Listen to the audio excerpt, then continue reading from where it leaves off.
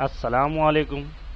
आज हम देखने वाले हैं टेंसेस का प्रेजेंट परफेक्ट कंटिन्यूअस, यानी कि काम हो भी चुका है और जारी भी है और किसी खास वक्त से होता चला आ रहा है। लेकिन अब हम इसमें बनाएंगे इंट्रोगेटिव, यानी कि सवालिया जुमला। इंट्रोगेटिव सवालिया जुमला हैव हैज़ का इस्तेमाल करते हुए। हैव कब लगेगा? जब आई, यू, वी, दे दो नाम रहेगा तो हैव, और ही, शी, इट और सिंगुलर रहा तो हैज़ का इस्तेमाल होगा। शुरू में आएगा तो सवालिया बन जाएगा, यानी कि इंट्रोगेटिव बन जाएगा। उसके बाद subject plus been plus verb first form plus ING plus object और फिर फॉर या सिंस, और फिर लास्ट में रहेगा क्वेश्चन मार्क। देखते हैं एग्जाम्पल के तौर पर समझने की कोशिश करते हैं। Have I been playing cricket for 2 hours?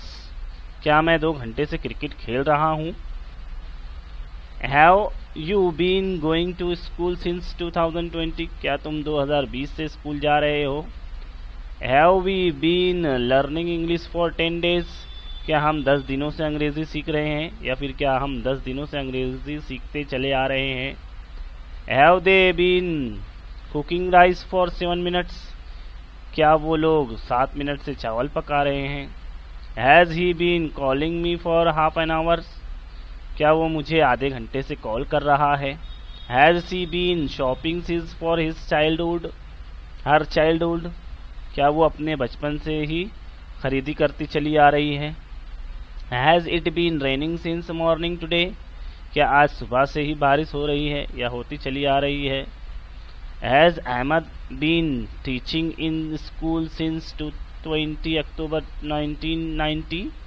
क्या अहमद 20 अक्टूबर 1990 से स्कूल में पढ़ा रहा है? Have Ahmed and Mohammed been talking together for 5 minutes?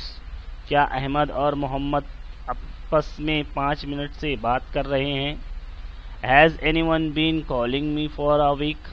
क्या किसी ने मुझे 1 हफ्ते से कॉल किया है, या फिर क्या कोई मुझे 1 हफ्ते से कॉल करता चला आ रहा है? Has anybody been helping us for a month? क्या कोई हमें 1 महीने से मदद करता चला आ रहा है, या फिर क्या कोई हमारी 1 महीने से मदद कर रहा है?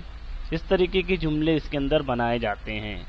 अब हैज़ लगता है सिंगुलर पे, हैव लगता है सिंगुलर पे भी और प्लूरल पे भी। सिंगुलर हैव आई के साथ भी लगता है, लेकिन हैज़ का इस्तेमाल थर्ड पर्सन सिंगुलर पे लगता है। Have, he has, she has, it has, Ahmed has, anyone has, है ना। इस तरीके के जुमले इससे बनाए जाते हैं।